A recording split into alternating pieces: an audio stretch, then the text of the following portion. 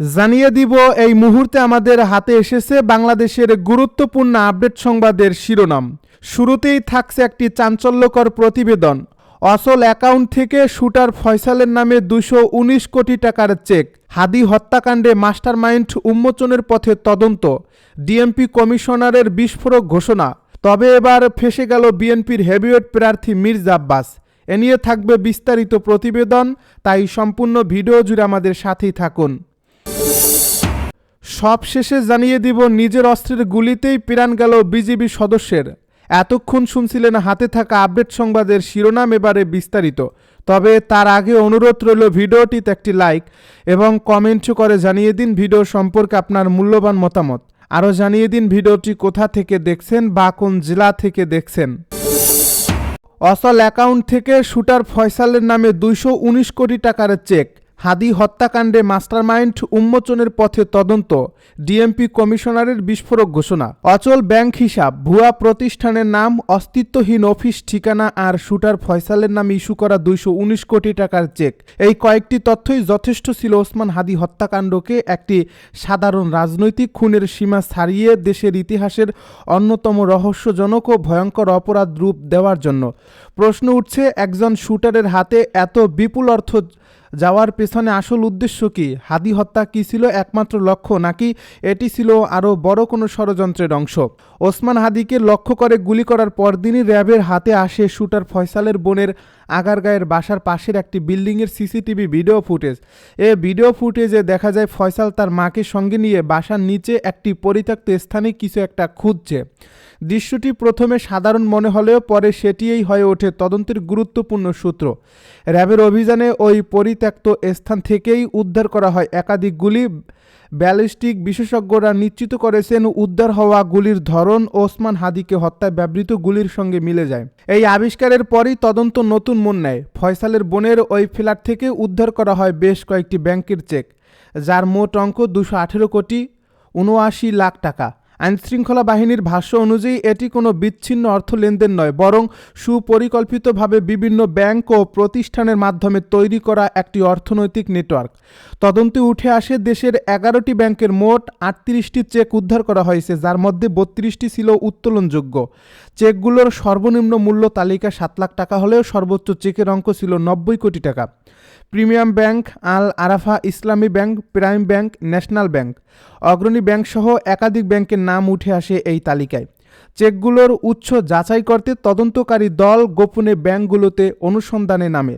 Premium bank Gulshan শাখায় সবচেয়ে বেশি 35 কোটি টাকার 10টি চেক ইস্যু হয়েছে বলে তথ্য পাওয়া যায়। কিন্তু চেকের বিষয়ে জানতে চাইলে শাখা ব্যবস্থাপক জানান তার কাছে এ ধরনের কোনো লেনদেনের তথ্য নেই। একই ধরনের প্রতিক্রিয়া পাওয়া যায় প্রাইম ব্যাংক গুলশান শাখায়, যেখানে 90 কোটি 7 লাখ টাকার চেক ইস্যু হয়েছে বলে নথিতে উল্লেখ রয়েছে। তবে ব্যাংক কর্তৃপক্ষ গণমাধ্যমের সঙ্গে কথা বলতে রাজি হননি। ন্যাশনাল ব্যাংকের এক শাখা ব্যবস্থাপক অবশ্য ক্যামেরার বাইরে স্বীকার করেন, চেক ইস্যুকারী প্রতিষ্ঠান ম্যাম ইম্প্যাক্টস এর হিসাবটি বর্তমানে অচল বা ডরমেন্ট অবস্থায় রয়েছে এবং সেখানে কোনো কার্যকর লেনদেন নেই। আল আরফা ইসলামী ব্যাংকের মিরপুর শাখার কর্মকর্তারাও একই কথা জানান, চেক ইস্যু করা হিসাব দীর্ঘদিন ধরে নিষ্ক্রিয়। এই তথ্যগুলো থেকেই তদন্তকারীদের মনে বড় প্রশ্ন জাগে যে হিসাবগুলোতে টাকা নেই, যেগুলো ডরমেন্ট অবস্থায় পড়ে আছে, সেখান থেকে কিভাবে শত শত কোটি টাকার চেক ইস্যু হয়, আর সেই চেক একজন শুটারের হাতে পৌঁছায় কিভাবে। তদন্তে আরও জানা যায় ফয়সালকে দেওয়া 218 কোটি টাকার মধ্যে 172 কোটি টাকা এসেছে মাত্র 60টি প্রতিষ্ঠান থেকে। এসব প্রতিষ্ঠানের নাম শুনলেই চমকে উঠতে হয়। রেনাসা international, Abu Omar crediting corporation, ম্যাম ইম্প্যাক্টস, ড্রিমস ইনফিনিটি, সিস্তি টেক্সো সহ আরও কয়েকটি প্রতিষ্ঠান। কিন্তু কাগজে কলমে থাকায় এসব প্রতিষ্ঠানের বাস্তব অস্তিত্ব খুঁজে পেতে গিয়ে তদন্তকারী দল পড়ে যায় একের পর এক অদ্ভুত পরিস্থিতিতে। ড্রিমস ইনফিনিটি নামের যে প্রতিষ্ঠানটি ফয়সালকে একাই 90 কোটি টাকা দিয়েছে বলে নথিতে উল্লেখ আছে, তাদের ঠিকানা দেওয়া ছিল বনানী ডিইউএসএইচ এলাকায়।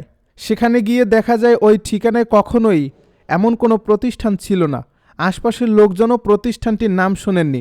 একই অবস্থা ম্যাম ইম্প্যাক্টস, এমআর ইন্টারন্যাশনাল ও অন্যান্য প্রতিষ্ঠানের ক্ষেত্র। কোথাও অফিস নেই, নেই কর্মচারী, নেই ব্যবসার কোনো চিহ্ন।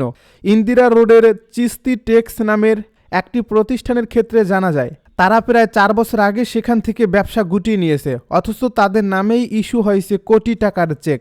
প্রতিষ্ঠানগুলোর দেওয়া ফোন নম্বরে কল করেও কোনো সাড়া মেলেনি। শুধু প্রতিষ্ঠান নয়, তদন্তে উঠে আসছে 6 জন ব্যক্তির নাম, যারা ব্যক্তিগতভাবে ফয়সালকে দিয়েছে আরও প্রায় 46 কোটি টাকা। এই ব্যক্তিরা কারা, তারা কিভাবে একজন শুটারের সঙ্গে যুক্ত হলো, এসব প্রশ্নের উত্তর খুঁজতে গিয়ে তদন্তকারীরা মানি লন্ডারিংয়ের দিকেও নজর দেন। এ বিষয়ে সিআইডি প্রধান স্পষ্টভাবে জানিয়েছেন, এটি একটি সম্ভাব্য অর্থ পাচার মামলা এবং চেক ইস্যু করা প্রত্যেক ব্যক্তি ও প্রতিষ্ঠানের পরিচয় তদন্তের আওতায় আনা হবে। তিনি বলেন, এত বড় অঙ্কের অর্থ লেনদেনের পেছনে কেবল একটি হত্যাকাণ্ডই উদ্দেশ্য ছিল নাকি আরও বড় কোনো মিশন ছিল তা খতিয়ে দেখা হচ্ছে। এই পরিস্থিতিতে সবচেয়ে তাৎপর্যপূর্ণ ঘোষণা আসে ডিএমপি কমিশনার থেকে মোহাম্মদ সাজ্জাদ আলীর কাছ থেকে। শাহবাগী ইনকিলাব মঞ্চের আন্দোলনরত জনতার সামনে দাঁড়িয়ে তিনি বলেন, হত্যাকাণ্ডের মূলে যারা রয়েছেন তাদের প্রত্যেকের নাম ঠিকানা আমি উন্মোচন করে দেব। বাংলাদেশের ইতিহাসে খুব কম ক্ষেত্রেই দেখা গেছে কোনো পুলিশ কমিশনার প্রকাশ্যে আন্দোলনরত জনতার সামনে দাঁড়িয়ে এমন দৃঢ় ও স্পষ্ট ঘোষণা দিতে। তিনি শুধু শুটার বা মধ্যস্থতাকারীদের কথা বলেননি, তিনি সরাসরি মূল এবং রুটে হাত দেওয়ার কথা বলছেন। অর্থাৎ তদন্ত এবার যাবে মাস্টারমাইন্ডের কাছে। ডিএমপি কমিশনার আরও জানান, আগামী 7 জানুয়ারির মধ্যে এই হত্যাকাণ্ডের পেছনে থাকা আসল হোতাদের নাম প্রকাশ করা হবে। বিশ্লেষকদের মতে এই বক্তব্যের অর্থ একটাই, পুলিশের হাতে ইতিমধ্যে গুরুত্বপূর্ণ তথ্য ও নামের তালিকা রয়েছে, যা কেবল আনুষ্ঠানিকভাবে প্রকাশের অপেক্ষায়। এই ঘোষণা রাজনৈতিক ও সামাজিক তাৎপর্য বিশাল, কারণ বাংলাদেশে অতীতে বহু আলোচিত হত্যাকাণ্ডের তদন্ত হয়েছে, কিন্তু অধিকাংশ ক্ষেত্রেই মূল হোতারা থেকে গেছে আড়ালে। সাগর রুনি, তনু হত্যা, এসব উদাহরণ এখনও মানুষের মনে তাজা, যার ফলে হাদি হত্যাকাণ্ডে যদি সত্যিই 219 কোটি টাকার চেকের মালিকদের নাম প্রকাশ হয়, তবে তা একটি নজির সৃষ্টি করবে। তদন্ত সংশ্লিষ্টদের ধারণা, যে ব্যক্তি বা গোষ্ঠী 219 কোটি টাকার চেকে সই করতে পারে তারা কোনো সাধারণ অপরাধী নয়, তারা হতে পারে প্রভাবশালী ব্যবসায়ী, রাজনৈতিক নেতা, মিডিয়া টাইকুন কিংবা বিদেশে অবস্থানরত কোনো গডফাদার। এই নামগুলো প্রকাশ পেলে শুধু একটি হত্যাকাণ্ডের বিচারই হবে না, বরং দেশের রাজনীতিতে ও ক্ষমতার কাঠামোতে বড় ধরনের আলোড়ন সৃষ্টি হবে।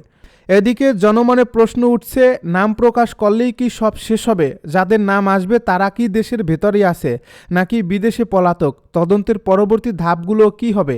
এসব প্রশ্নের উত্তর এখনও অজানা। তবে একটি বিষয় স্পষ্ট, ডিএমপি কমিশনার এই ঘোষণা দিয়ে নিজের এবং পুরো পুলিশ বাহিনীর বিশ্বাসযোগ্যতাকে বাজি রেখেছেন, কারণ 7 জানুয়ারির মধ্যে যদি প্রতিশ্রুতির নামগুলো প্রকাশ না হয়, তবে শাহবাগের ক্ষোভ ও জনরোষ আরও বাড়তে পারে। নিজের অস্ত্রের গুলিতে প্রাণ গেল বিজিবি সদস্যের। কুড়িগ্রামের ফুলবাড়িতে নিজের ব্যবহৃত রাইফেলের গুলিতে নাসির উদ্দিন নামের বর্ডার গার্ড বাংলাদেশের এক সদস্য নিহত হয়েছেন। বৃহস্পতিবার রাতে লালমনিরহাট 15 বিজিবি ব্যাটালিয়নের অধীন গঙ্গারহাট বিওপি ক্যাম্পে এ ঘটনা ঘটে। বিজিবির সিপাহী নাসির উদ্দিন ঝিনাইদহ জেলার খাজুরা গ্রামের বাবুল মণ্ডলের ছেলে। বিজিবি ও পুলিশ সূত্রে জানা যায়, রাত 1:30টার দিকে সীমান্তে নিয়মিত টহলে যাওয়ার জন্য ইউনিফর্ম পরে নিজ নামে ইস্যুকৃত অস্ত্র গুলিসহ প্রস্তুত হন নাসির। এরপরে তিনি ব্যারাকের পূর্ব পাশে ক্যাম্পের সীমানার ভেতরে গিয়ে নিজের বুকে নিজেই গুলি চালান। গুলির শব্দ শুনে সহকর্মীরা দ্রুত ঘটনাস্থলে ছুটে গিয়ে তাকে রক্তাক্ত অবস্থায় পরে থাকতে দেখেন। পরে তাকে গুরুতর আহত অবস্থায় উদ্ধার করে ফুলবাড়ী হাসপাতালে নিয়ে গেলে চিকিৎসক তাকে মৃত ঘোষণা করেন। ফুলবাড়ী স্বাস্থ্য কমপ্লেক্সের চিকিৎসক ডক্টর বায়েজিদ হাসান জানান, গঙ্গারহাট বিওপি ক্যাম্প থেকে এক বিজিবি সদস্যকে গুলিবিদ্ধ অবস্থায় হাসপাতালে আনা হয়, কিন্তু চিকিৎসা দেওয়ার আগেই তিনি মারা যান। কাশীপুর কোম্পানি কমান্ডার সুবেদার জাহাঙ্গীর আলম জানান, নিজ অস্ত্রের গুলিতে এক বিজিবি সদস্য নিহত হয়েছেন। এ বিষয়ে থানায় অভিযোগ করা হয়েছে।